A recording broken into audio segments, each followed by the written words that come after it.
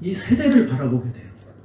우리가 살아가는 이 세대를 바라보니까 이 세대 속에서 믿음이 뭐냐 하는 것에 대해서 이렇게 고민하게 되고, 그래서 오늘 말씀은 행복한 교회 그 주제 아래 우리가 이 정말 오늘 그 제목은 그렇게 잡았는데 여러분들 얼굴 보니까 설교가 필요 없는 것 같아요. 이미 행복해 보이셔.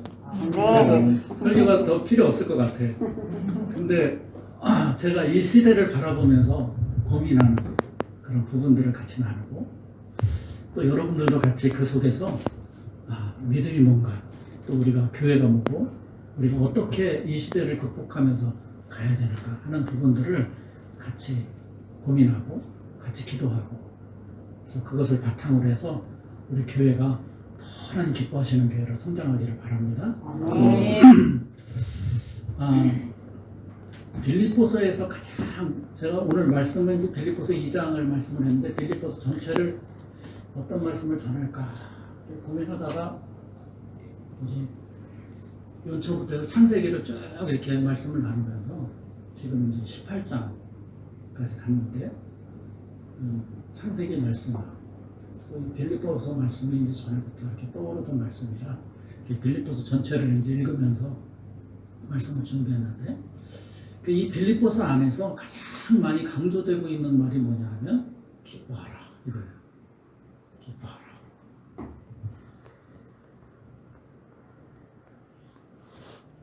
토요일 문답 제1문에 사람이 제일 된 목적이 무엇입니까?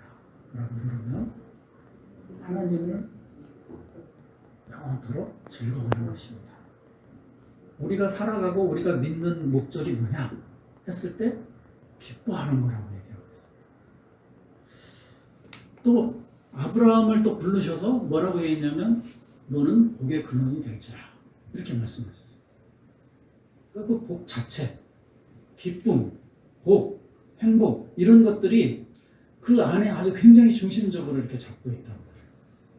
또 예수님께서도 공생에 처음 시작하셔서 제일 먼저 사람을 모아놓고 가르치신 게 산상수훈이잖아요. 그 산상수훈 제일 먼저 뭘 얘기하고 있어요? 복에 대해서 얘기하고 있어요. 도대체 이게 뭐냐 하는 것을 우리가 생각하게 된다. 그런데 아브라함이 받았던 복, 또 지금 사도 바울이 빌립보서 얘기하는 그 기쁨, 이런 것들은 우리가 흔히 생각하는 행복, 기쁨 이런 것과는 좀 그 종류 자체가 좀 달라요. 처해져 있는 환경도 다르고. 우리가 있는 복이 뭐냐 했을 때 에베소서 1장에는 뭐라고 얘기하냐면 하늘에 속한 신령한 복이다 이렇게 얘기하고 있어요. 하늘에 속한 신령한 복. 하나님이 우리에게 주시는 복은 하늘에 속한 복이에요.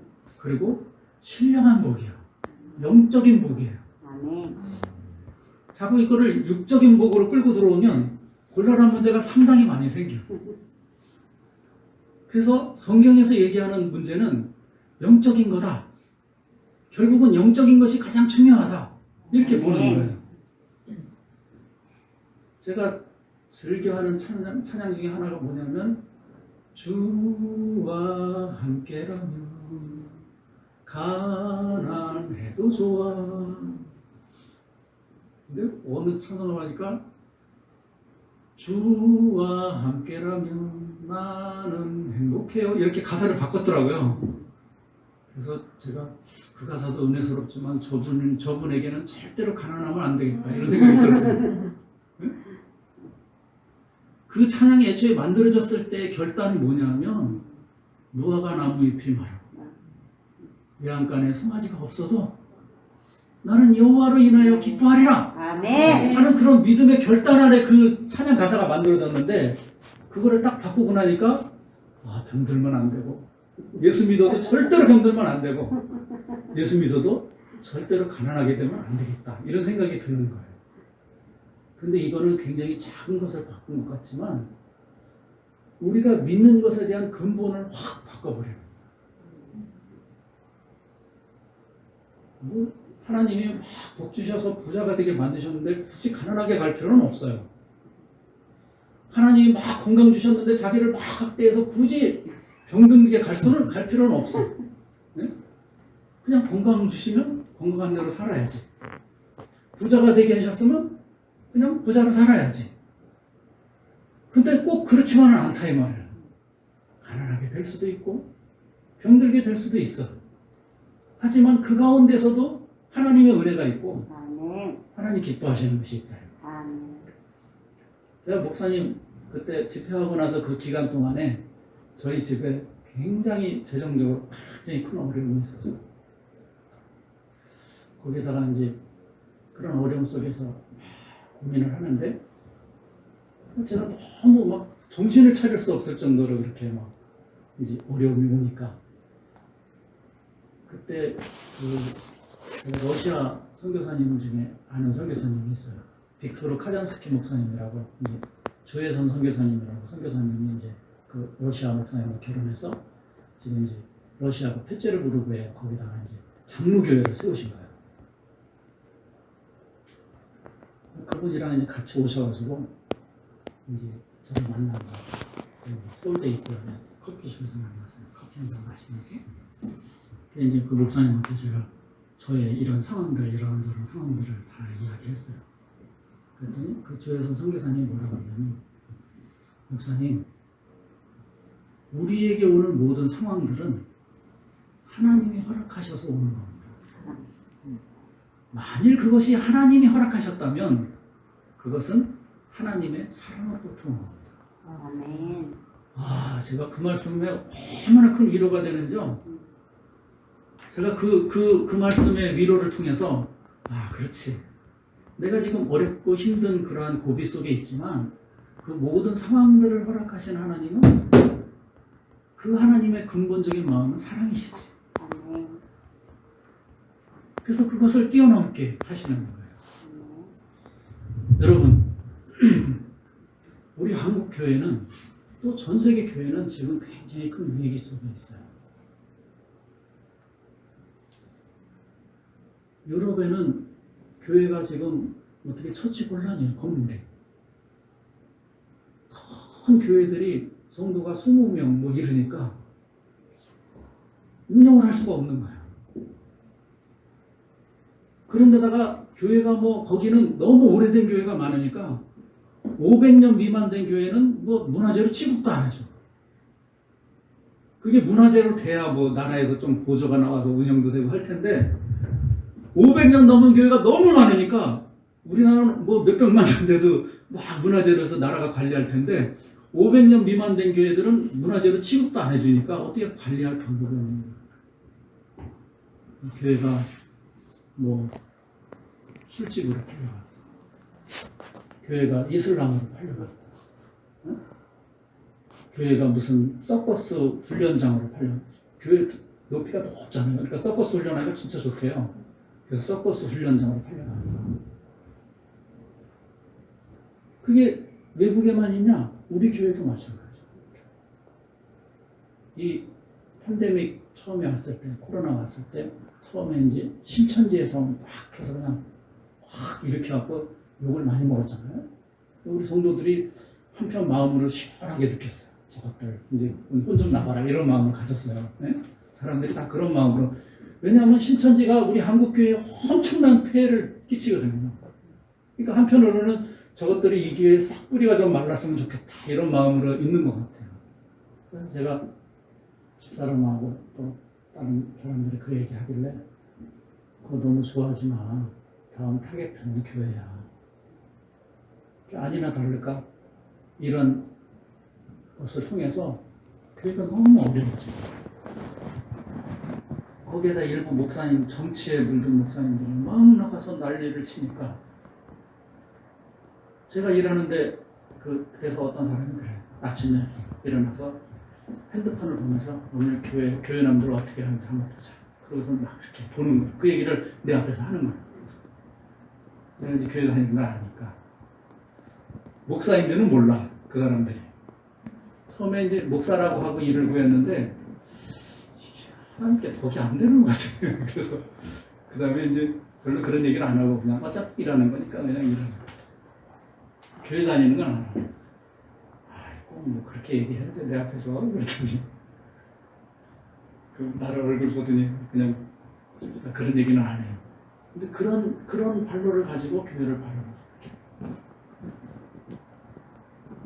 문재인 대통령 그 사저에 가서 막 욕하고 데모와서 여러분 보신 분 아시겠지만 그 차에 있는 플래카드에 십자가가 꼭 그려져 있어요. 제가 한 번은 저기 그 경복궁 옆에서 이제 미술관에서 거기에 이제 일을 하고 이렇게 토요일에 이렇게 걸어오는데 시청까지 막 데모들 하잖아요. 앞에 나가서 연설하는 그 사람이 간증하는 거야, 간증을 하는 거야. 간증을 하면서 막 입에 담을 수 없는 선소리를 막 하고 막 참 마음이 굉장히 아프더라고요. 우리 믿음의 선조들이 이 교회를 이만큼 세우기 위해서 얼마나 죽을 고생을 하면서 이렇게 세워왔는데 기독교 역사를 이렇게 왔는데 오늘 이 시대에 우리 시대에 와서 이렇게 기독교 역사가 그냥 꼭 한순간에 나라고 확 빠지나 이런 마음 때문에 굉장히 큰 그런 마음에 힘든 부분이 있더라고요. 그거 보니까. 여러분 어떤 목사님은 우리 교단 목사님이니까 뭐 기독당 만들어 하신 목사님. 우리 큰애가 전화 와서 아빠 그 목사님 목사 맞아? 그러더라고요. 목사님 맞다. 근데 친구들이 맨날 욕을 하니까 자기도 막 마음이 안 좋은 거예요. 그러니까 우리의 모습이다. 우리가 감수해야 될 모습이다.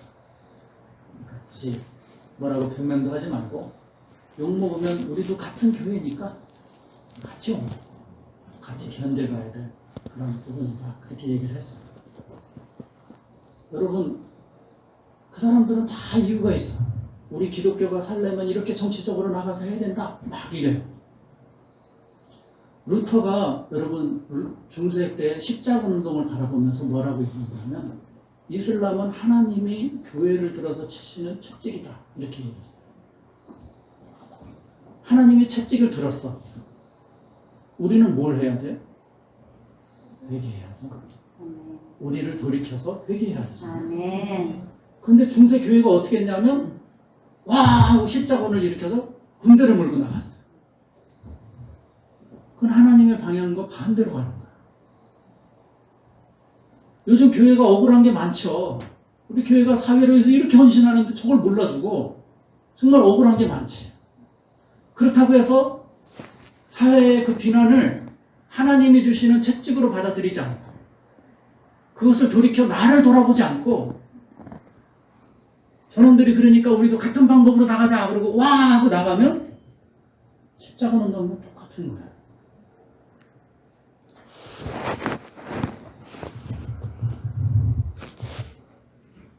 우리 처해 있는 그런 환경은 굉장히 안 좋아. 그런 교회는 큰 교회라 다 앞으로 10몇 년 동안은 전혀 문제가 없을 거야. 근데 정작 죽을 맛인 교회는 무슨 교회예요? 이런 교회예요. 성도가 안 와. 전도의 문이 막혀. 결국은 이제 그게 이제 넘어가서 이제 그쪽까지 영향을 줄 텐데 이런 작은 교회들은 전도를 해야 성도를 유지하고 교회가 부흥하며 교회 역할을 감당할 텐데 교회가 안 와. 성도가 안 와. 이런 작은 교회들이 자꾸 죽는 거예요.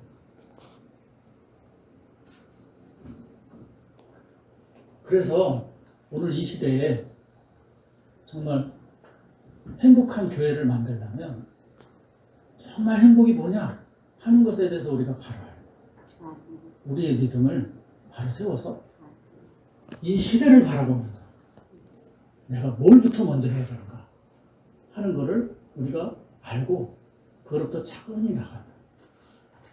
결국은 이루시는 분은 하나님이시니 아멘. 그 모든 것도 뛰어넘게 하시고 아멘. 모든 것도 회복하게 하시는 분은 하나님이세요. 아멘. 그러면 무엇이 행복이냐? 요즘 불교계의 강연을 많이 하는 스님 중에 하나 법륜 스님이라고 있어요. 그분이 이제 강연을 하는데 한 분이 이렇게 질문을 하는 거예요. 스님, 내가 10몇 년 동안 우리 남편이 그 치매로 쓰러져 갖고 내가 10몇 년 동안 간호를 하고 있는데 10몇 년 동안 간호를 하고 있는데 어떤 분이 그 절에서 와가지고 나한테 그러더래요. 당신은 전생에 지금 있는 전생의 업을 닦는 거니까 전생의 죄를 지금 씻고 있는 거니까 잘 씻어서 내세에 좋은 데로 가도록 그렇게 하라고 그런 조언을 하더래요.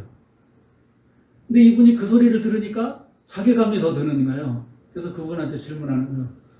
스님, 내가 도대체 전생에 무슨 죄를 많이 졌길래 내가 지금 이런 고통 속에 있는 겁니까? 라고 질문을 했어요. 그랬더니 그분이 뭐라 그러냐면, 아니 그럼 생각해 보자고. 간호는 전생에 무슨 죄가 많아서 그런 일을 하나? 저기 뭐야, 환자 돌보미는 도대체 전생에 무슨 죄가 많아서 그런 일을 하냐고. 그거 어떻게 생각하냐고.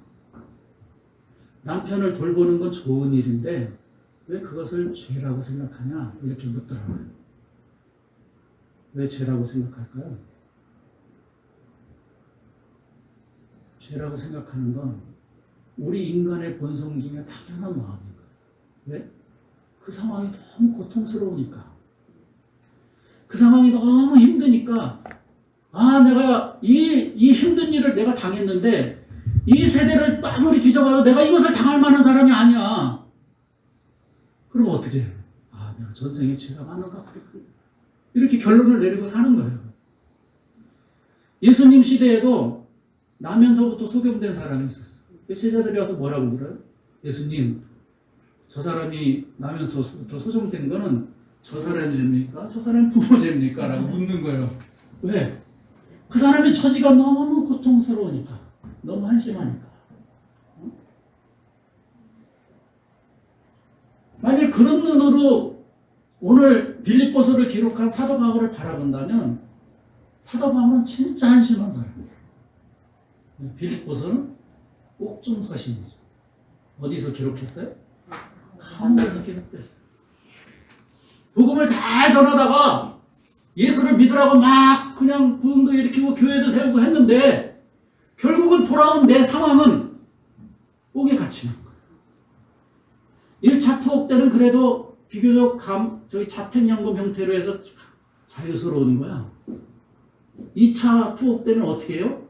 감옥에 들어가서 착고를 채우고 양쪽의 군인들이 24시간 교도를 지켜요. 정말 인격적으로 피폐해지는 그런 상황 가운데 사도 바울이 있는 거예요.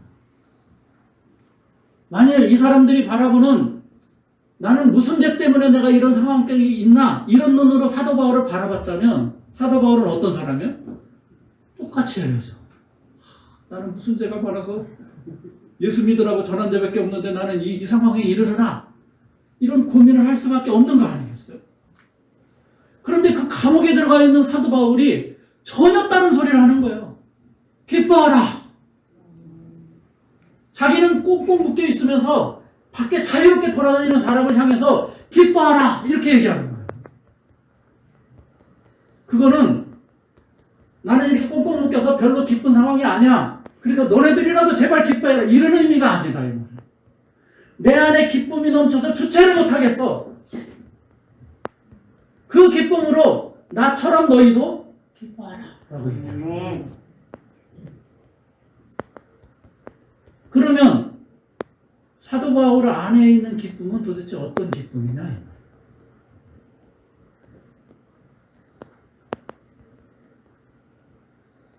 오늘 빌립보서의 말씀은 뭐라고 하냐면 믿음의 재물과 섬김 위에 나를 전제로 드릴지라도 나는 기뻐하고 너희 무리와 함께 기뻐하리니. 전제가 뭔지 아세요 여러분? 전제? 구약 때 제사를 드리면요 이렇게 상번제 위에다가 제사 이제 목사님 통해서 배우시면 이제 아시겠지만 상번제라고 이제 제단 위에 드려요. 그거는 이제 아침 저녁으로 계속 드리는 거야. 그래서 그 숯불이 항상 거기 있어. 그 불은 어디서 왔냐면 처음에 성막을 세울 때 하나님께서 내리신 불이야. 그 불이 계속 꺼지지 않고 있는 거야. 그 불 위에다가 우리의 소재며 이런 것들을 갖다가 드리는 거야. 위에서 또 태워서 막 거기 제사를 드려. 드리다가 이제 재물이 거의 다 타고 막 수술이 남을 정도 되잖아요. 그럼 거기에다가 포도주를 확 뿌려. 그럼 포도주가 그 불에 푹직하면서 김이 확 올라가서 그 향기가 온 그 성전 안에 가득 찰 거 아니에요. 그게 전제예요. 그러니까 사도 바울이 나의 모든 것을 전제로 드릴지라도 한 것은 나의 남은 인생까지 마지막 피 한 방울까지 여기 다 쏟아부어도 나는 기뻐하겠다. 이를. 그러면 도대체 사도 바울 안에 있는 기쁨이 어떤 기쁨이냐 이 말이에요. 빌립보 교회 안에는 자기를 반대하고 비방하는 사람도 있었어요. 옥에 갇히는 환경이었어요. 그런데도 사도 바울은 기뻐하래요. 자기는 기쁘대요.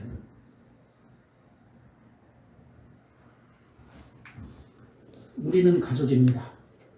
라고 얘기했을 때 여러분들이 생각하는 그러한 그 이미지는 충분히 있어요.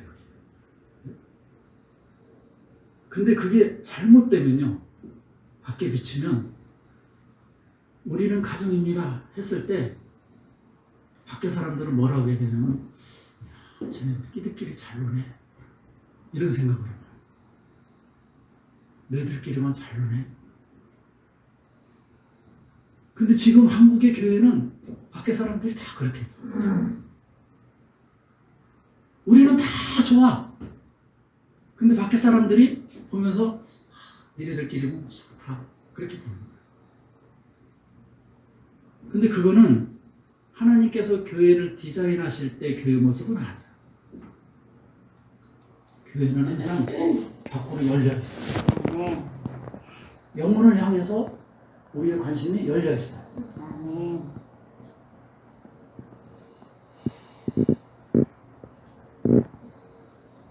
하나님께서 이 모든 것들을 우리 교회를 세웠다면 우리 교회가 이렇게 하나님이 원하시는 목적으로 가기를 원하세요. 그리고 그렇게 인도해 가세요. 거꾸로 얘기했을 때 사도 바울의 기쁨이 뭐냐라고 얘기하면 교회를 바라보면서 교회가 하나님의 목적하신 대로 가는 것을 통해서 기뻐합니다. 내 환경을 통해서 기뻐하는 게 아니라 나는 비록 감옥에 갇혀도 좋아.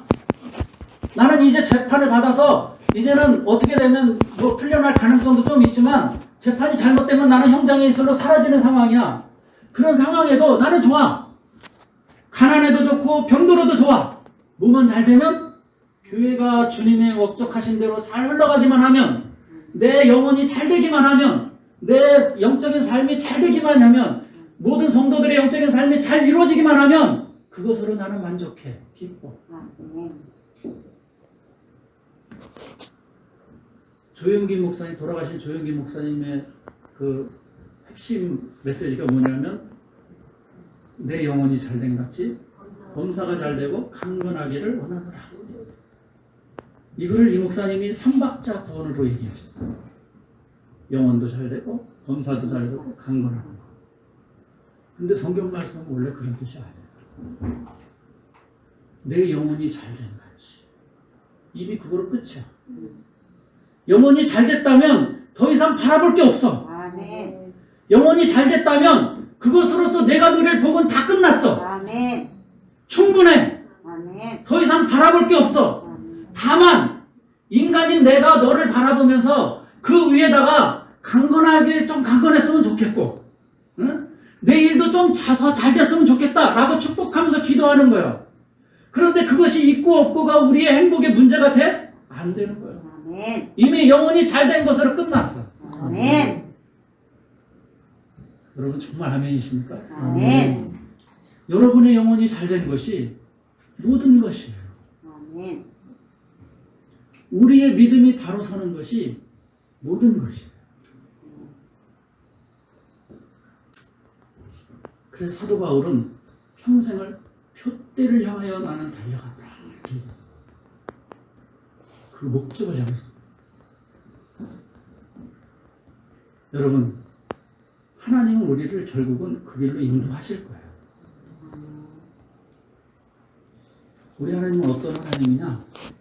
창세기 14장에 보면 아브라함이 이제 롯이 북방 나라 연합군이 와갖고 소돔과 고모라 있는 그 5왕과 싸워가지고 거기를 다 포로로 잡아서 롯과 다 끌어와요. 그때 아브라함이 어떻게 합니까? 집에서 길리운 자를 데리고 나와서 그걸 다 무찌르고 롯을 찾아오고 소돔 사람들을 다 데리고 와. 데리고 왔을 때 소돔의 왕이 마중을 나가고 또 살렘의 왕인 멜기세덱이 마중을 나가. 이 멜기세덱이 그 아브라함을 축복하면서 하나님을 어떻게 고백하고 있냐면 천지의 주제시며 지극히 높으신 하나님. 이 주제가 뭡니까? 주제. 우리 국어 시간에 주제 소재할 때 그 주제가 아니에요. 이 주제는 회의를 주제하다 이런 뜻이에요. 그런 때 주제예요. 어떤 것의 중심이 돼서 다 끌어가는 것을 말해요. 하나님이 이 천지 만물의 주제시를, 아멘. 하나님이 교회의 주제시를, 아멘. 하나님이 교회의 중심이 되셔서 당신의 뜻대로 다 끌어가시는 거예요. 아멘. 그런데 그분은 지극히 높으신 분이야. 아멘. 지극히 높다는 것은 그분이 지극히 높은 분이시기 때문에 낮은 우리의 상황에 전혀 영향받지 않으시는 분이셔. 내가 처해 있는 어려움, 내가 있는 어떤 고민들 이름에도 불구하고 그것에 영향받지 아니하시고 충분히 당신의 원하시는 대로 우리를 인도해내셔서 그 길로 가시게 하실 분이에요. 아멘. 그 하나님이 교회를 이끌어 가시는 거예요. 아멘.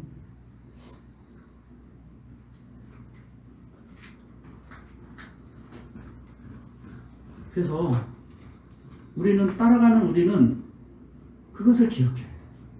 아, 이 교회의 중심이 누구냐? 나의 삶의 중심이 누구냐?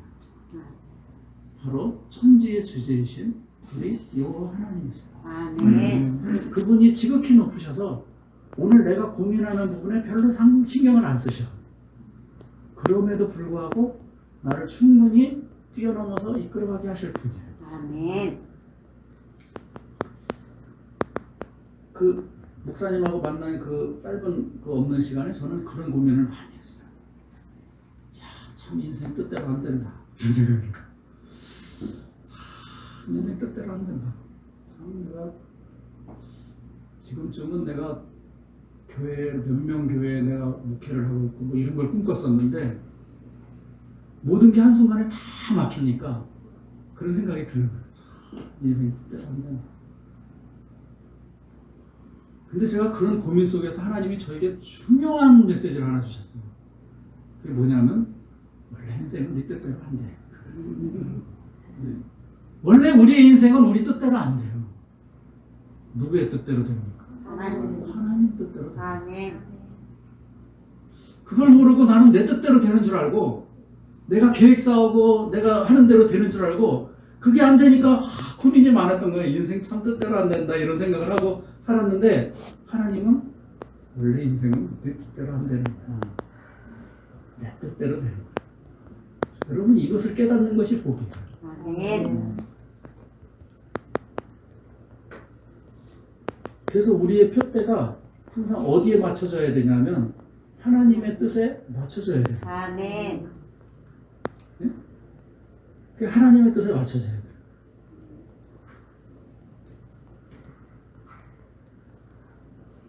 그 목사님들 하여간 현대 설교가 중에 굉장히 유명한 목사님이 있어요. 그분이 뭐냐면 옛날에 해군에 근무를 하셨어요. 그분이 해군에서 이제 배를 타고 나가면 주로 하는 일이 뭐냐면 조타수니까 아침 저녁마다 지금처럼 GPS가 없을 때요. 별을 바라보고 각도를 재가지고 우리 배가 방향대로 제대로 가고 있는 거를 매일 아침 저녁으로 체크하는 거예요. 근데 그분의 경험은 뭐냐면 매일 아침 저녁으로 체크할 때마다 배는 여지없이 조금씩 틀어져 있더래요. 그래서 마친 걸 제대로 마치고 한 번이라도 빼면 어떻게 돼요? 배가 영영 딴 데로 가버려요. 그 목사님이 뭐라고 말씀하시냐면 우리와 하나님과의 관계가 그렇다는 거예요. 우리가 이 땅에 살면서 여지없이 하나님께 매일 맞추지 않으면 우리는 여지없이 흐트러져요. 제가 오늘 아침에 설교하면서 아브라함에 대해서 얘기하면서 뭐라 그랬냐면 아브라함이 믿음의 조상이잖아요. 근데 가만히 보면 아브라함은 참 믿음이 없어요. 그죠? 아니 그렇잖아요. 뭐 제일 먼저 한 게 저기 애굽 땅에 내려가서 자기 부인을 동생이라고 속여갖고 그냥 망실만 죄도 당하고 그것도 한 번이 아니라 두 번씩. 또 하나님이 나타나서 네 자손 줄 거야 그러니까 삐쳐가지고 아 내가 자손 없는데 뭐 좋은 날을 보겠어요 이런 소리는. 아브라함 보면 참 믿음이 없어요. 그런데 결국은 하나님이 그를 일으켜서 끌어서 어떻게 해요? 믿음의 조상으로 세워가요. 아브라함은 믿음의 조상된 기록이 아니라 하나님이 믿음 없는 아브라함을 들어서 믿음의 조상으로 만들어가는 기록이에요. 아멘. 내가 그렇게 만들어서 가는 거예요. 내가 비록 오늘 내가 뜻대로 되지 않는 인생이라 할지라도 하나님은 내 안에 여전히 주세세요. 아멘. 우리 교회가 이제 앞으로 막 부흥돼서 나갈 때도 많은 일들이 있을 거다 이 말이에요. 그 가운데 우리의 계획대로 되는 일도 있고 계획대로 되지 않는 일도 있어요. 하지만 그렇다 할지라도 여전히 하나님은 우리의 주제세요. 아멘. 우리의 중심이시고 아멘. 모든 것을 이끌어 가시는 분이세요. 아멘. 근데 이것이 맞지 않을 때마다 우리는 참 뭘 느끼냐면 신앙과 삶의 괴리를 느껴요. 아, 나는 분명히 이거를 믿는데 실제 내 삶은 이게 아니야. 여러분 시편 73편에 보면 아삽의 시가 나오는데 아삽이 뭐라고 고백하냐면 하나님, 나는 하나님을 잘 섬기는데 내가 믿지 않는 사람들을 바라보니까 너무 잘 살아요. 저들은 너무 잘 먹었고 막 눈이 솟아나요. 눈이 솟아나는 게 뭐예요? 막 기름 져갖고 막 눈덩이가 투둥해지는 거예요. 막 저들에게 소원은 저들의 수익은 마음의 소원보다 지나요. 무슨 말이냐면 어디 사업을 해갖고 내가 한 100만 원 좀 벌어야 되겠다 그러고 투자를 하면 막 1000만 원씩 벌리는 거예요. 마음 먹은 것보다 더 들어오는 거예요. 아 근데 하나님 나를 보니까 하나님을 잘 섬기는 나를 보니까 매일마다 하나님의 징책을 내가 봐요. 매일 하나님이 나를 징계하시는 것 같아요. 그래서 내가 저들을 질시하게 됐습니다. 질시가 뭐냐면 질투하게 됐습니다. 근데 만약에 내가 이렇게 했다면, 이렇게 계속 갔다면 나는 주의 아들들의 시대에 내가 쾌유를 행하였으리라. 거짓말을 했을 겁니다. 왜? 내가 자식한테 하나님 섬겨. 그런데 내 마음은 안 믿는 사람을 부러워해.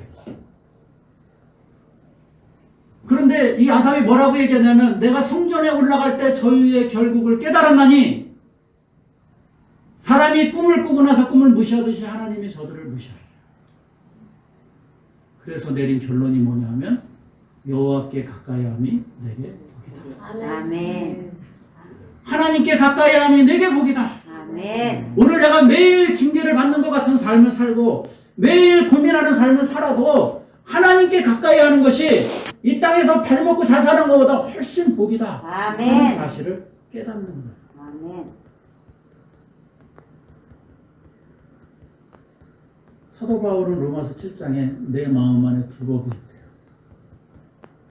있대요. 육신으로 섬기는 법이 있고 영의 법이 있어요. 이 두 법이 싸우는 거예요. 근데 누가 이겨요? 육신의 법이 너무 나를 끌어간대요. 그러니까 누가 이기는 거예요? 육신이 계속 이기는 거야. 사도 바울이 뭐라고 고백해요? 오호라 나는 공고한 사람이로다. 이 사망의 몸에서 누가 나를 구원하냐? 이게 7장 마지막이에요. 로마서가 7장으로부터 8장까지가 딱 반으로 쪼개져요.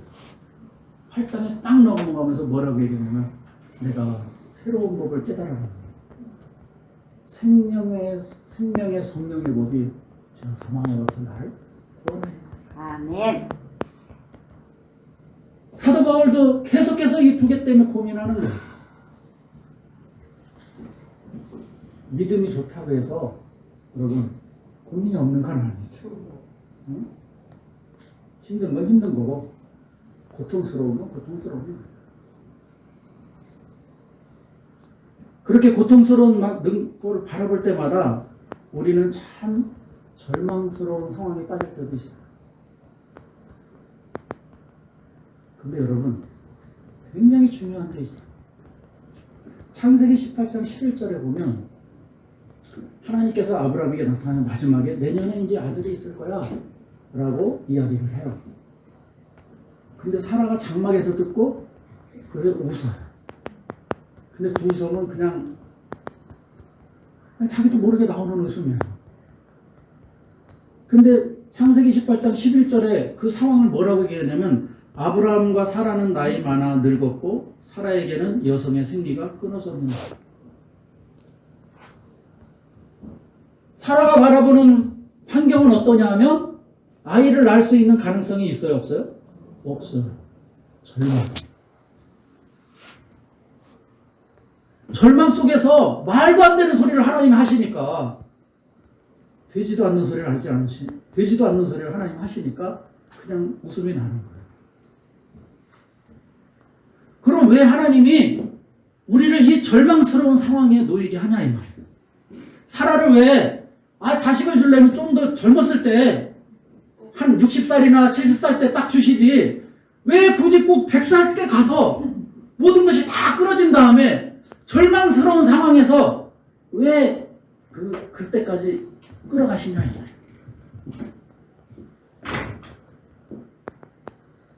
여러분 하나님은 아브라함에게 뭐라고 해요? 나는 전능하신 하나님이다 라고 얘기해요. 우리 하나님 전능하신 하나님. 아멘. 그러면 그 전능하신 하나님을 어떻게 믿을 수 있을까요? 나 믿어요. 이거는 되죠. 근데 성경에서 말하는 믿음은 체험을 동반하는 믿음이에요. 성경에서 아는 건 그 사람을 확실히 체험하고 아는 걸 얘기해요. 그럼 그 하나님을 어떻게 믿을 수 있어요? 전능하신 하나님을 어떻게 경험할 수 있어요? 우리의 모든 능력보다 뛰어나신 하나님을 경험하는 길은 딱 하나예요. 우리가 절망 속으로 들어가요. 나는 죽었구나. 내 힘으로 도저히 안 되는구나. 이제 내 희망은 전혀 없구나. 하는 것을 경험할 때 전능하신 하나님이 내게 오는 거예요. 아멘. 저는요, 전에 섬기던 교회에 평생을 목사로 살았어요. 그러다 목사님이 이제 은퇴를 하셔가지고 나는 그 목사님을 참 지금도 아버지같이 따르고 참 좋아하는 목사였는데 막판에 좀 서운해. 최소한 나를 거기에 담임 목사로 세우지는 못할지라도 내 길은 조금 어떻게 열어주실 줄 알았어. 그렇게 기대를 하고 이제 있었는데 막상 막판 되니까 목사님도 자기 은퇴 준비하기 바쁘시다. 나는 전혀 그냥 마음에 안중에도 없는 거예요. 또 성도들은 저 부목사를 내보내 어떻게 우리 길이 될 텐데 그냥 막 나가라고 할 수도 없고 10년을 넘게 있었으니까 20년 가까이 있었으니까 20년 가까이 섬긴 목사를 그냥 막 아무렇게나 내보낼 수도 없고 장로들도 막 고민이 쌓이는 거야. 나를 어떻게 해야 될지. 작년에 한 분이 묻더라. 목사님 어떻게 하실래요? 그래서 그냥 교회에서 알아서 하세요. 나는 최소한 몇 달까지 있으면 좋겠습니다. 아직 교회 상황도 그러니까. 그분들이 겨우 짜낸 생각이 뭐냐면 그러면 이번 달에 그만두시고 그때까지 제가 더 버틸까봐 그랬나 봐요. 그때까지의 사례비를 한꺼번에 3달치인가 4달치를 한꺼번에 딱 주는 거로 짠마무리가 됐어요. 그때 제가 다이어리에다가 뭐라고 기록했냐면 내 삶은 하나님이 인도하십니다. 그리고 내 삶은 하나님의 손 안에 있다. 이렇게 썼어요. 제가 왜 그렇게 적었을까요? 그렇게 적으면 내 머리는 도저히 길이 없어. 내 머리로는 도저히 내가 지금 이게 어떻게 해야 될지 길이 안 잡혀. 방법이 없는 거예요. 그래서 그렇게 적었어요. 하도 고민이 깊으니까 이쪽이 얼굴이 확 마비가 되더라고요. 한 4달인가를 이렇게 이제 치료하면서 이러고 있어요.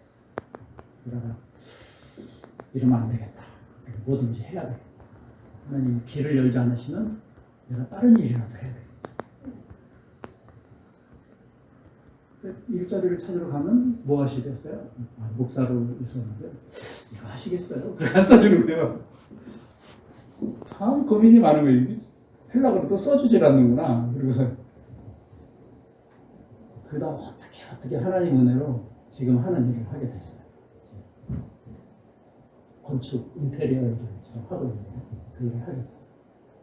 근데 저는 매번 여기 있다가 다른 사람 옮길 때마다 저는 고민하는 거예요. 왜? 나는 이거를 어려서부터 한 사람이 아니에요. 그러니까 여기 있다가 가면 어디 갈 길이 없어요. 누구 오라는 사람도 없고 나를 끌어주는 사람도 없고 아무 그냥 깜깜해요.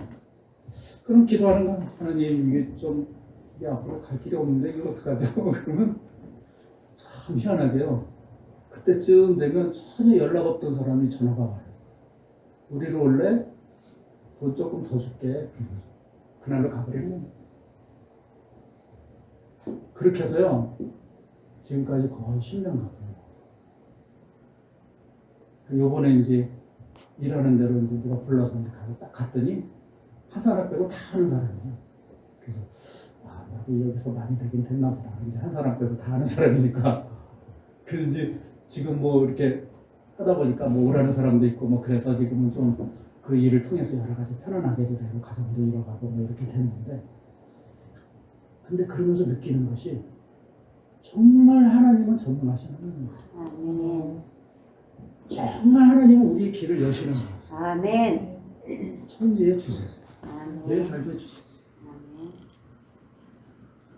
여러분 뒤에 조지 뮬러가 기도의 응답 5만 번 응답을 받았대요. 그래서 그때마다 5만 번 응답 받으면 얼마나 기분이 좋을까. 기도했더니 막 그 다음날 아침에 막 응답이 팍 떨어져. 야 저러면 신앙생활 할 맛 날 텐데. 우리는 그거만 보잖아요. 근데 그 응답이 떨어지기 전까지의 뮬러의 삶을 보시면 응답이 떨어지기 전까지의 뮬러의 삶은 어떤 삶이에요? 절망의 삶이죠. 아무것도 없어요. 한 번은 아침에 딱 일어났는데 빵이 없어요. 고아들은 이제 먹여야 되는데 빵이 없어요. 뮬러가 아침에 일어나서 직원들한테 다 불렀어요. 식탁에 쫙 앉았어요. 아침에서 기도하는 거예요. 하나님, 아침을 먹어야 되는데 빵이 없어요. 근데 하나님이 주실 줄 믿습니다. 하고 아멘 했더니 사람이 막 들어와서 빵을 나눠주는 거예요. 막. 그날에 비가 옥수로 쏟아졌는데 빵 배달하는 사람이 빵을 배달하러 가다가 그만 그게 벗겨져가지고 빵에 빗물이 들어진 거예요. 그러니까 이게 팔지도 못해. 그런데 이거 오래 놔두면 먹지도 못해. 눅눅해지니까. 빨리 어떻게 해결을 해야 돼. 그래서 전화를 했더니 그 근처에 눌러 고아원 있으니까 거기나 갖다 줘요. 그 하나님의 결과를 우리가 보니까 그렇지. 그 전까지는 뭐예요? 절망이죠. 우리는 그것을 바라보면서 믿음의 선조들이 성경에 있는 사람들이 그 절망 속에서 하나님이 이렇게 인도하시니까 전능하신 하나님이라 이렇게 끌어가시는구나. 천지의 주제이신 하나님이 그렇게 인도하시는구나 하는 것을 우리는 그 결과까지 다 바라본 거예요. 이제 오늘 우리가 그것을 다 바라본 우리가 그것을 믿음으로 갖고 있는 우리가 우리의 삶에서 어떤 어려운 문제를 만나. 그럼 뭘 먼저 생각해요? 아, 아브라함을 그렇게 인도하신 하나님이 오늘 나를 인도하시겠구나. 아멘. 그것을 믿고 가는 거예요. 아멘. 고통스러운 상황이 돼야 전능하신 하나님을 만날 수 있는 길이 열려요. 이게 믿음의 기적이에요.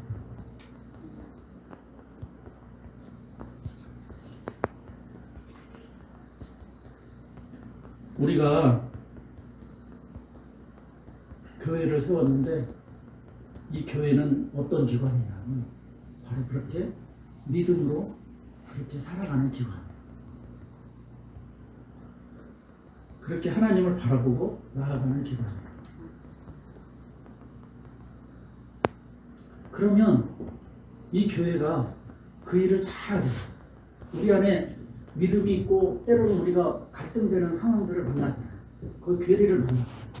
근데 그게 나만 그런 게 아니라 이 사람도 만나고 저 사람도 막 그 속에서 우리가 신앙생활을 하는 거예요. 때로는 갈등도 하고 고민도 하고 이렇게 살아가요. 그러면 그 가운데서 우리의 신앙생활을 잘하기 위해서 하나님이 교회를 세우셨어요. 그럼 이 교회가 이제 그런 사람들을 다 품고 정말 행복한 교회, 하나님이 기뻐하시는 교회로 나아가기 위해서 우리에게 필요한 것이 무엇이냐? 오늘 여러분이 읽으신 말씀을 한번 듣겠습니다. 빌립보서 2장에 있는 말씀. 1절에 보면 그러므로 그리스도 안에 무슨 권면이나 사랑의 무슨 위로나 성령의 무슨 교제나 긍휼이나 자비가 있거든 라고 말씀합니다. 이 말은 너희 안에 이것이 있는지 없는지 몰라. 근데 만일 있다면 이런 의미가 아니에요. 있는 것이 확실해. 그런데 그것이 있다. 이런 뜻이에요. 교회 안에 뭐가 있어요? 그리스도 안에 권면이 있어요. 사랑의 위로가 있어요. 또 성령의 교제가 있어요. 긍휼과 자비가 있어요. 오늘 우리가 이 험한 세상에 믿음의 고민 속에서 어떻게 다시 힘을 얻고 교회 안에서 다시 하나님이 원해준 목적대로 이렇게 나아갈 수 있냐 하면 교회 안에 이런 것이 있기 때문에 가능한 거예요. 아멘. 권면과 사랑과 위로와 긍휼과 자비가 이 교회 안에 있기 때문에 그것을 통해서 힘을 얻어서 우리가 이 세상을 섬기고 아멘. 하나님 모르는 사람에게까지 복음을 전하면서 하나님 원하는 목적한 대로 그렇게 나아갈 수 있는 힘을 얻는 거예요. 아멘. 그러므로 성장하는 교회, 부흥하는 교회는 어떤 교회요? 이런 것이 풍성하게 드러나는 교회. 아멘. 대신 반대인 교회는 어떻게 해요? 칙칙한 교회. 제가요 교회 이렇게 전도를 하다가 한번 깜짝 놀란 경험이 있어요. 이게 뭐냐면 전도를 하려고 이제 미리 정보를 입수했어요. 무슨 그 뭐 지하 같은 데서 할아버지 할머니들 모아놓고서 무슨 그 저기 뭐야 온열기 막 이런 거 파는 데 있잖아요. 그 어디 지하에 그게 있다고 이제 그게 정보를 알았어요. 그래서 전도를 듣고서 수사님하고 둘이서 이제 거기 간 거예요. 가고 그 문 앞에 앉아갖고 이제 나오기를 기다리고 나오길래 나오는 사람 막 그냥 전도를 했어요. 우리 며칠 날 행사 있으니까 꼭 오라고. 그러다가 우연히 한 권사님을 만나요. 그 권사님이 거기 왔어요. 그분이 뭐라 그러냐면 내가 목사라고 뭐 이런저런 얘기를 하다가 목사님 나 요즘에 교회 가기 참 싫어. 얼만큼 싫으냐면 죽기만큼 싫어. 제가 다 듣다가 그 웃으면서 그랬어요. 근데 뭐해로 가세요? 아니 죽기만큼 싫은데 뭐해로 가 교회를. 갈 데가 없는 것도 아니고 정 갈 데 없으면 집에서 TV나 보고 있으면 되지. 아 그런 교회를 뭐해로 가요? 그랬더니 그분 말이 뭐라 하냐면 그분의 결론은 뭐냐면 이때까지 그냥 다녔잖아요. 야 제가 막 그 소리를 듣는 순간 무슨 큰 충격을 받았어요. 야, 내 믿음이 저렇게 되면 참 곤란하겠다. 교회 가기는 정말 싫은데 여태까지 다닌 게 아까워서 어쩔 수 없이 가는 그 모습이 되면 정말 이거 참 곤란하겠다. 이런 생각이 드는 거예요. 그 다음날 그 다음 주에 설교하면서 제가 성도들한테 그랬어요. 절대 그러지 마시라고요. 차라리 고민되면 그만 나오시라고. 그렇다고 그만 나온 성도들은 하나도 없지만 어쨌든 여러분 진짜 고민스럽지 않겠어요? 그러면? 예수는 믿어야 되는데 그냥 나가기가 싫은 거예요. 아마 요번에 코로나 이것으로 인해서 뭐 비대면 이렇게 하면서 그렇게 나가기 싫은 사람은 이미 다 나갔어. 안 돌아와. 그 사람들은. 여태까지 그것 때문에 고민 때리고 가야 되나 말아야 되나 그랬는데 한번 나가보니까 아무 일도 없거든요. 그러니까 안 돌아.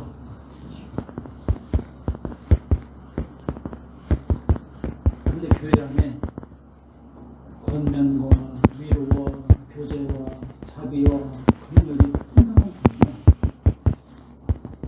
전혀 다른 모습.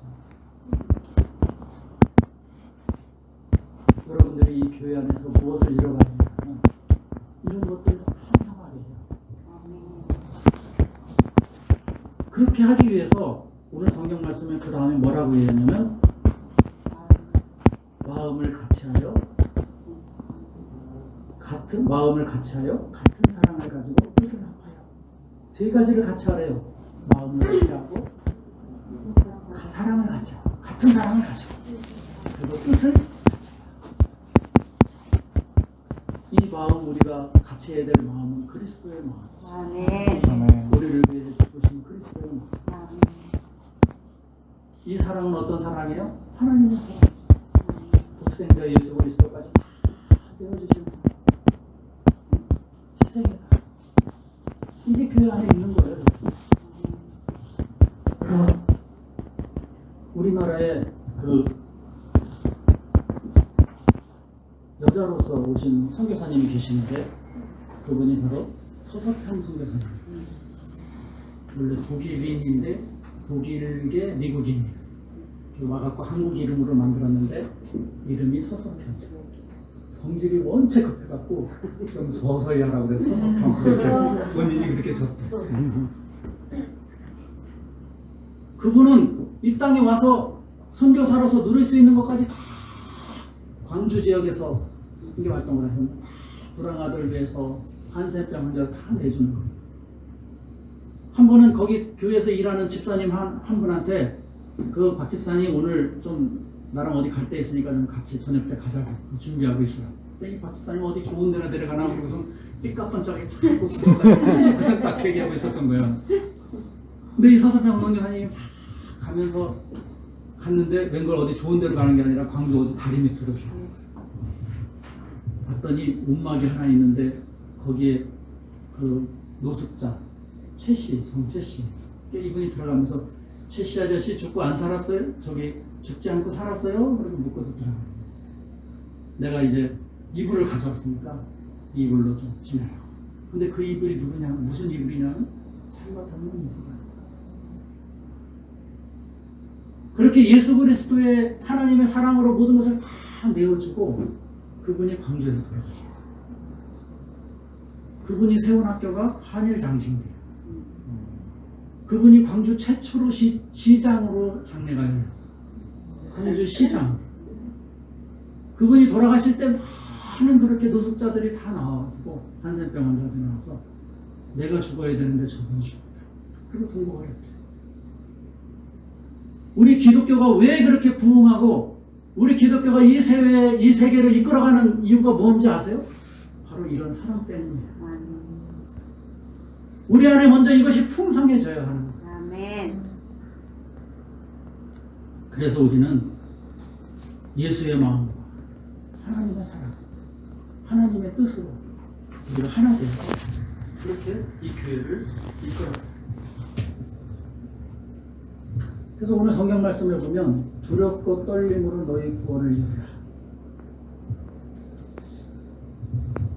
이 두렵고 떨림으로 너희 구원을 이루라 라는 말은 너희가 두렵고 떨림으로 열심히 노력해서 너가 구원받을 수 있는 사람으로 좀 되라 이런 의미가 아니에요. 구원은 하나님이 주시죠. 아멘. 하나님이 결국은 우리를 구원하셨다면 거기까지 갈 거예요.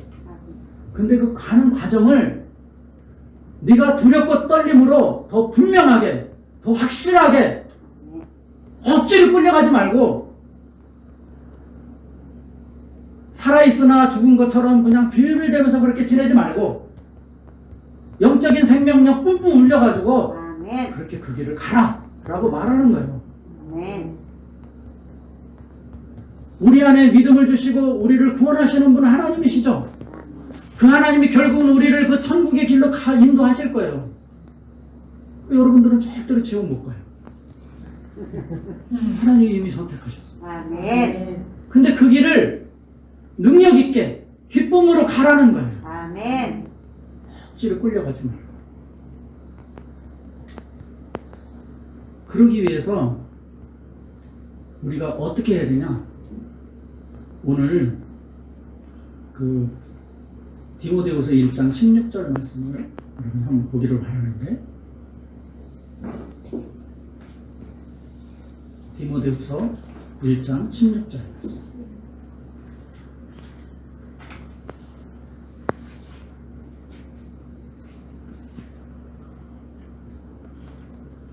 다 같이 한 목소리 읽겠습니다. 시작. 오늘날에 주께서 오네시모를 예수의 긍휼을 베푸시옵소서. 그가 나를 자주 격려해주고 내가 사실의 것을 부끄러워하지 아니하고. 가만있어 봐요.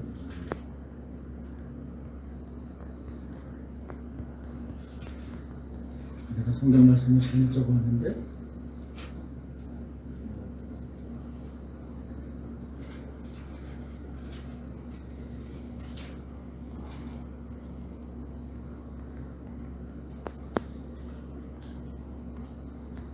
아, 2장 15절 말씀. 15절, 16절 말씀. 15절 말씀 하나만 읽겠습니다. 2장 15절 말씀. 시작. 너는 진리의 말씀을 옳게 분별하며 부끄러울 것이 없는 일꾼으로 믿는 자로 자신을 하나님 앞에 드리기를 힘쓰라. 아멘.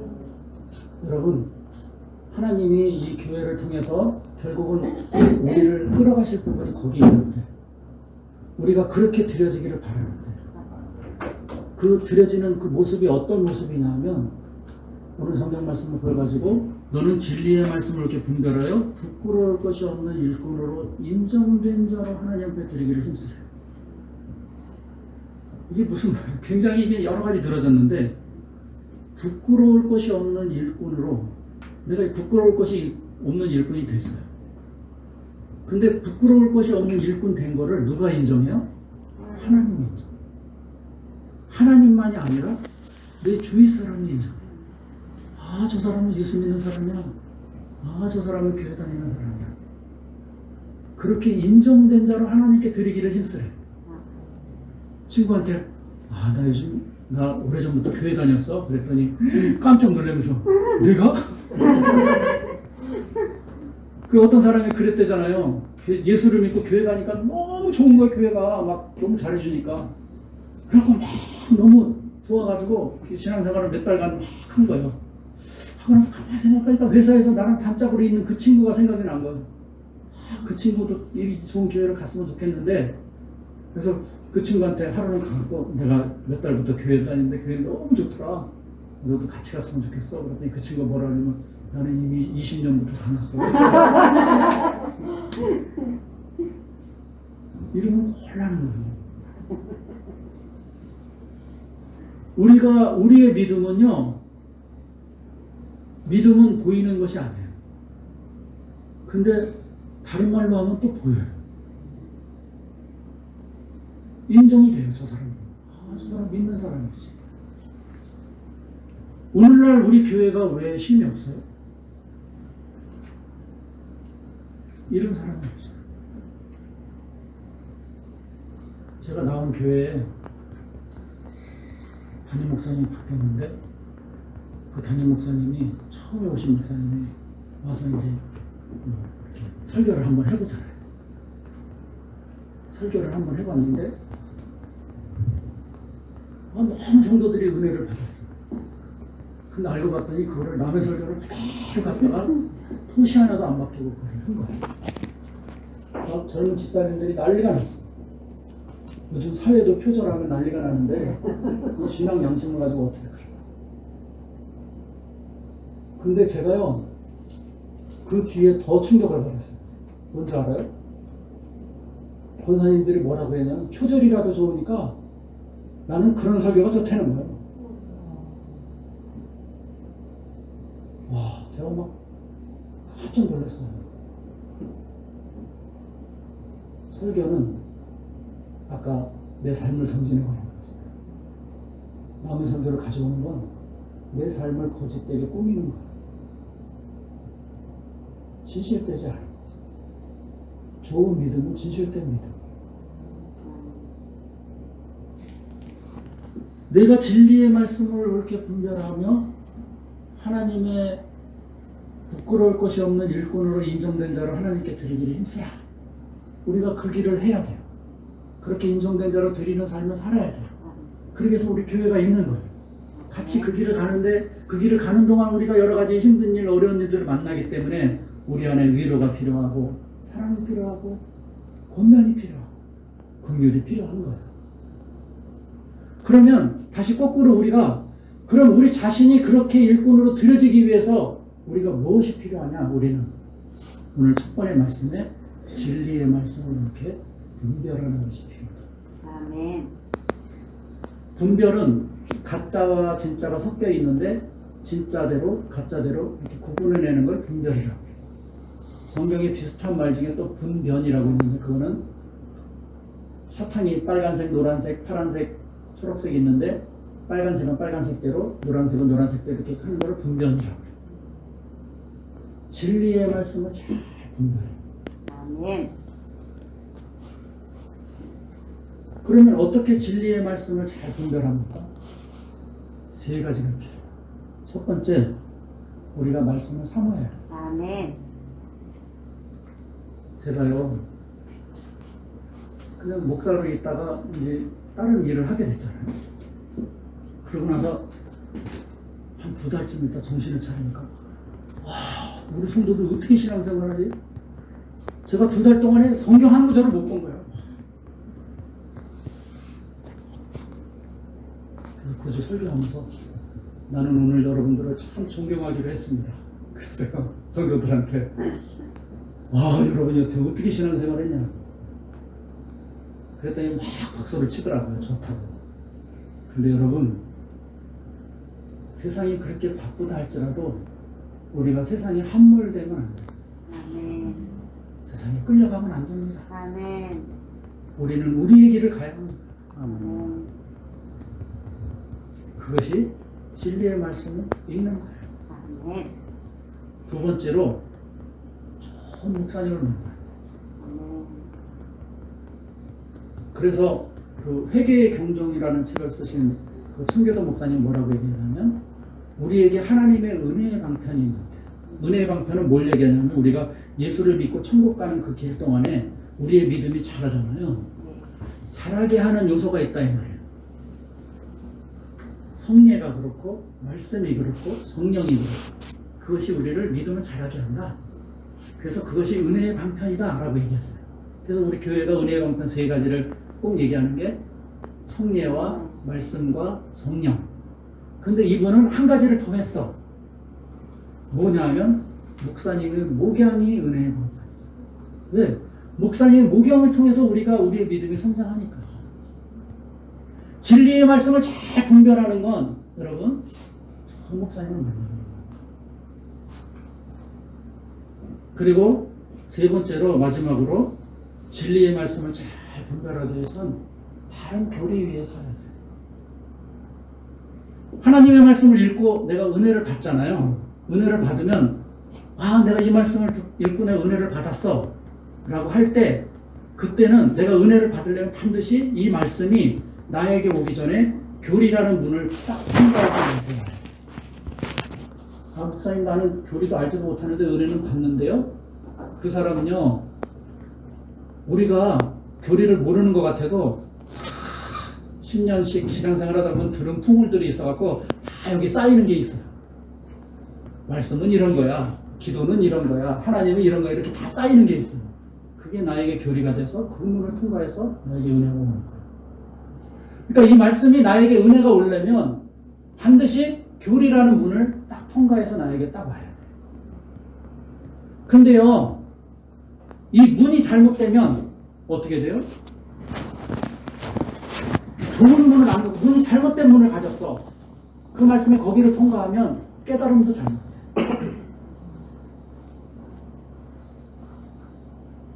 이 말씀대로 제대로 은혜를 받아야 되는데 자꾸 이상하게 은혜를 받게 돼. 오는 게 그 문을 통과하면서 싹 변질되니까. 이 깨달음이 잘못돼. 그래서 진리의 말씀을 잘 분별하기 위해서는 우리가 바른 교리 위에 서야 돼. 아멘. 요즘에 제가 피에르 케고르 실존주의 철학자 책을 읽는데 그 사람은 유신론적 실존주의자. 그 사람이 뭐라고 얘기하냐면 그 스웨덴 사람인데 스웨덴 교회를 보니까 믿음을 가졌다라고 얘기하는데 그 사람이 이렇게 바라보니까 다 그냥 이상한 사람들이에요. 다. 응? 자기가 바라보는 성경에서 믿음은 어느 한순간에 딱 얻어지는 것이 아니라 굉장히 오랜 시간을 통해서 아브라함만 봐도 굉장히 오랜 시간을 통해서 그 믿음이 바뀌어져서 결국은 믿음의 조상이 되는데 네? 그냥 뭐 예수 믿은 지 얼마 되지도 않고 아브라함처럼 그런 시험도 안 받고 그런 갈등도 없이 그냥 한순간에 나 예수 믿어 이렇게 얘기하는 거니까 다 가짜같이 보이는 거예요. 그래서 그거를 통해서 책을 썼어요. 그래서 요즘에 그런 책을 보고 물론 그분은 한 가지 단점이 있는데 그게 뭐냐면 믿음을 하나님이 내게 주셔서 내가 하나님이 나를 끌어가는 주체로 보지 않고 내가 믿음을 얻어서 어떻게 하나님께 가느냐 이런 거로 바라보니까 그런 문제가 생겨요. 그러나 믿음 생활은 그렇게 한순간에 확 얻어지는 부분이 아니에요. 구원받을 믿음은 하나님의 은혜로 우리에게 주시지. 근데 거기까지 가는 건 한순간에 확 얻어지는 게 아니에요. 같이 고민하고 하나님을 배워가고 하나님을 알아가고 그 가운데서 내가 어떻게 살아야 되는가 하는 것들을 고민하는 것은 네. 오늘 여러분 처음 듣는데 여러분들은 이 교회가 정말 부흥하기를 바랍니다. 네. 이 시대의 교회는 참 암울해요. 근데 여러분 그것을 하기 위해서 제일 먼저 뭐부터 해야 될까요? 오늘 성경 말씀에 자기 일을 돌아볼 뿐더러 남의 일을 돌아볼. 저는 이 순서가 굉장히 중요하다. 우리가 교회가 바로 서고 세상이 바로 서려면 제일 먼저 봐야 될 게 누구예요? 내가 봐야죠. 우리 교회가 세우는 교회인데 세워지는 것 제일 처음에가 뭐냐? 내가 세워지는 거야. 내가 세워지지 않으면 다른 어떤 것도 세울 수가 없어. 내 믿음이 바로 서지 않으면 내 안에 긍휼과 사랑과 은혜로 충만하지 않으면 아무것도 잃어버릴 것이 없어. 나를 봐. 어떤 청년이 저한테 그래요. 목사님 요즘에 우리 교회 목사님한테 제가 은혜를 많이 받아요. 뭔 일인데? 그 목사님이 얼마나 영적인 칼날이 선명한지 그 칼날로 그냥 성도들의 그냥 잘못된 것들을 탁탁 쪼개신대요. 가만히 듣고 보니까 그 친구가 마음에 안 드는 사람이 많아. 근데 그 목사님이 그냥 막 말씀으로 그 사람들을 막 쪼개시니까 거기에 카타르시스를 막 느끼는 거예요. 시원하게. 내가 저 사람 마음에 안 드는데 저렇게 때리고. 그래서 제가 그걸 다 듣다가 너의 믿음 말씀 생활은 심각하게 잘못됐다. 하나님의 말씀은 좌우의 날선검이죠. 네. 근데 그 날선검이 제일 먼저 향해야 될 대상이 누구예요? 나예요. 아멘. 하나님의 말씀이 날 서서 난 누구를 쪼갠다면 제일 먼저 쪼개져야 될 사람이 누구예요? 아멘. 하나님의 칼날을 다 자기 앞에 두고 그 말씀이 나를 쪼개져서 내가 하나님 앞에 바른 모습으로 세워져 가기를 바라고 그렇게 기도하며 나아가야 되는데 죄다 그 칼날의 방향을 다른 사람은 다 돌려놓는 거야. 그러니 그놈은 또 안 돌려놓겠어요? 응? 그놈도 다 돌려놓는 거예요. 그 목사님 나를 칼날을 세웠는데 아무한테도 갈 사람이 없는 거예요. 다 피하고 있으니까. 오늘날 교회가 왜 힘이 없어요? 오늘날 말씀이 왜 힘이 없어요? 하나님이 달라져서요? 아니요. 우리가 바로서요. 아멘. 저는요, 아무리 우리 한국교회 미래가 없대요. 뭐 미래학자가 얘기하는데 뭐라고 얘기하냐면 한국교회는 200년의 역사를 갖지 못할 거래요. 이제 100년 넘어서 200년으로 가잖아요. 200년의 역사를 갖지 못할 거래요. 그게 무슨 말이에요? 200년 되기 전에 한국교회는 그 뿌리조차도 다 없어질 거래요. 유럽의 모든 교회들이 이제 이슬람한테로, 불교회로 그 모든 주도권을 다 넘겨줬어요. 한국도 그렇게 될 거예요. 근데 여러분, 하나님은 여전히 하나님이세요. 아멘.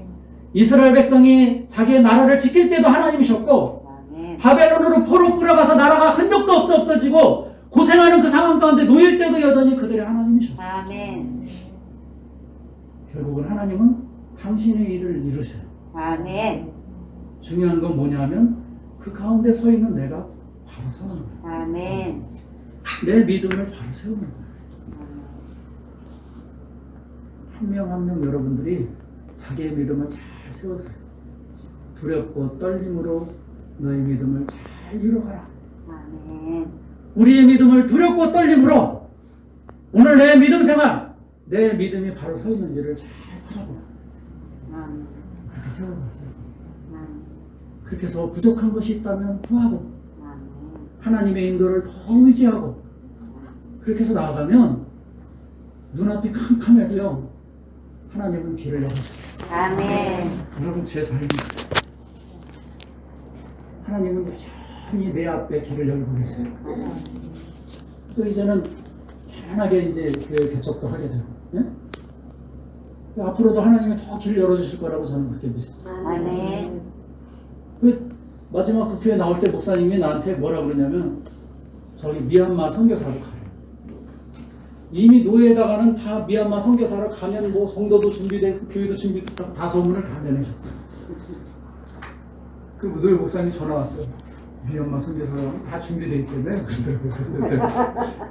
아이고 목사님 뭐 준비가 뭐가 돼 있어요. 준비는 이제 가면 해야지. 하나님으로 가면 하게 되겠죠.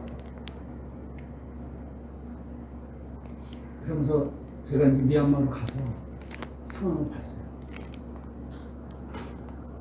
근데 미얀마에 제가 아주 형님처럼 가까운 그런 선교사님, 목사님 계세요. 그 목사님들을 같이 다니면서 정말 미얀마에 있는 교회들을 실정들을 바라보고 왜 목회를 할 수 있는지 이런 부분들을 봤어요. 근데 목회는 충분히 하나님이 닦아놓은 터가 있으시더라고요.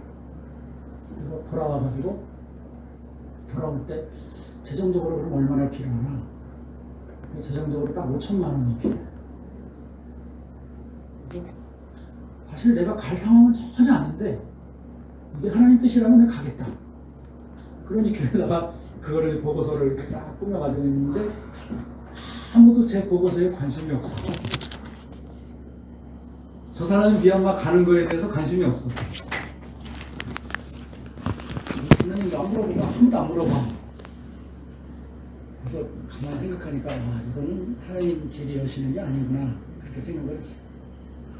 그 목사님이 마지막에 뭐라 그러냐면 5천만 원 좀 많이 드니까 내가 어떻게 1,500만 원을 만들어 줄 테니까 그걸 어떻게 해보라. 나한테 그래. 그 소리를 듣는 순간 제가 그랬어요. 목사님, 제가 그냥 알아서 갈게요. 안 주셔도 돼요. 지금 목사님이 그 돈을 얻으려고 더 신경 쓰지 마세요. 나는 이미 내 길을 하나님이 여신다고 써놨고 나는 내 길은 하나님이 여시는 거니까 나는 그렇게 갈게. 그랬더니 그 미얀마 선교사님 나중에 그 얘기를 했더니 아이 그거라도 좀 받지 그랬어. 그래서 아유 내가 교회에도 어려운데 내가 뭘 더 바라겠냐. 그래서 목사님 아니라 나는 내 길은 하나님만 의지하고 내가 갈래요. 그리고는 사실은 제 앞으로는 길이 하나도 안 보였죠. 근데 하나님이 어려움을 굽이굽이 다 넘게 하시면서 살아내게 하시고 아멘. 또 하나님의 길도 열어주시고 아멘. 또 돌이켜보니까 그렇게 힘든 일만 있는 게 아니야. 거기에도 또 기쁜 일도 있고 웃을 일도 있고 감사한 일도 다 널려 있어. 그래서 또 그걸 바라보면서 또 막 힘든 줄만 알았더니 또 그것도 아니네. 또 하나님이 거기 역사하시는 은혜도 있네 하는 거를 발견하면서 오는 거예요. 믿음 생활은요 만들어져 가는 거예요. 하나님은 알아가는 거예요. 아멘. 나 하나님 알아! 이게 아니에요. 불가의 하나님을 어떻게 그렇게 얘기할 수 있겠어요? 이해가 되지 않는 하나님을, 보이지 않는 하나님, 천지를 다 초월하시는 그 하나님 우리가 믿는데 나 하나님 알아! 어떻게 이렇게 얘기해요? 다만 우리는 하나님을 알아간다 이렇게 얘기하는 거예요. 하나님이 나에게 지식을 주시는, 지혜를 주시는 하나님, 오늘 하나님 이런 하나님 알았네. 이렇게 알아가는 거예요. 믿어가는 거예요. 아멘. 그 길을 확실하게 가자. 아멘. 그 길을 기쁨으로 간다. 아멘. 아멘. 그것을 위해서 교회가 필요한 거예요. 아멘. 그것을 위해서 여러분들이 필요합니다. 아멘. 여러분, 옆에 있는 사람이 넘어질 때 그 사람을 안 붙잡아 주잖아요. 내가 넘어질 때 붙잡아 줄 사람이 없어요. 그거 잘 관심 있게 봐야 돼. 세상은요, 옆에 사람이 머리도 관심이 없어. 믿는 사람은 그러면 돌아보면서 고민이 있거나 자빠질만 하면 자빠져야지. 이렇게 세워줘야지. 아멘. 우리 같이 가야지. 아멘. 그래야 내가 자빠질 때 그 사람이 나를 붙들어주는 거. 이렇게 동산교회 그렇게 잘 은혜스럽게 가기를 바랍니다. 아멘. 거기에 여러분 한 명 한 명이 다 내 일을 돌아, 아멘. 다른 사람의 일도 돌아봐서 아멘. 그 일을 같이 잘 이끌어가시길 바랍니다. 아멘. 절망스럽더라도 절망스러운 세상일수록 하나님의 능력이 크니까, 아멘. 더 하나님의 은혜가 크니까 아멘. 그것을 바라면 그렇게 가시는 저와 여러분 되시길 주님의 이름으로 축원합니다. 아멘. 기도하겠습니다. 사랑의 하나님 감사합니다. 아멘. 이 땅에 저희들을 하나님의 자녀로 불러주시고 또 교회로 세워주셔서 이렇게 귀한 교회를 통해서 믿음 생활하게 하시고 또 이 세상에 하나님 주신 복음으로 세상을 섬길 수 있도록 인도하신 은혜를 감사를 드립니다. 아멘. 저희들의 삶을 돌이켜볼 때 하나님의 믿음에 전혀 미치지 못하는 너무나도 연약한 삶도 있지만 그래도 그 가운데 하나님의 능력이 있고 아멘. 하나님의 인도하심이 있어서 저희들 하나님 의지하여 가기를 원합니다. 아멘. 그렇게 능력 있게 갈 수 있도록 주님 도와주시고 아멘. 두렵고 떨림으로 우리의 믿음을 잘 이루어서 더 좋은 교회, 세상에 빛이 되고 소망이 되는 교회 이루어갈 수 있는 저희들 되어지도록 인도하여 주시옵소서. 아멘. 이 시대 많은 교회들이 더 이상 세상에 희망을 주지 못하는 세대에 저희 성산교회가 하나님의 기쁨이 되고 아멘. 세상의 복음의 능력이 되고 아멘. 믿지 않는 자들에게 소망이 되는 그러한 교회로 세워져 갈 수 있도록 주여 인도하여 주시옵소서. 아멘. 귀한 목사님 세우셨는데 목사님을 통해서 들려오는 모든 말씀이 진리의 말씀을 잘 분별하는 말씀이 되게 하시고 아멘. 그 말씀 속에서 저희들이 잘 성장해서 정말 믿음의 바른 길로 이루어져 갈 수 있도록 성장해 갈 수 있도록 저희를 인도하여 주시옵소서. 아멘. 귀한 시간 남은 시간도 주님 함께 하시기를 원하고 그래서 우리 다음 만날 때 더 기쁨으로 만날 수 있도록 주여 인도하여 주시옵소서. 아멘. 감사드리며 예수님의 이름으로 기도하였습니다. 아멘.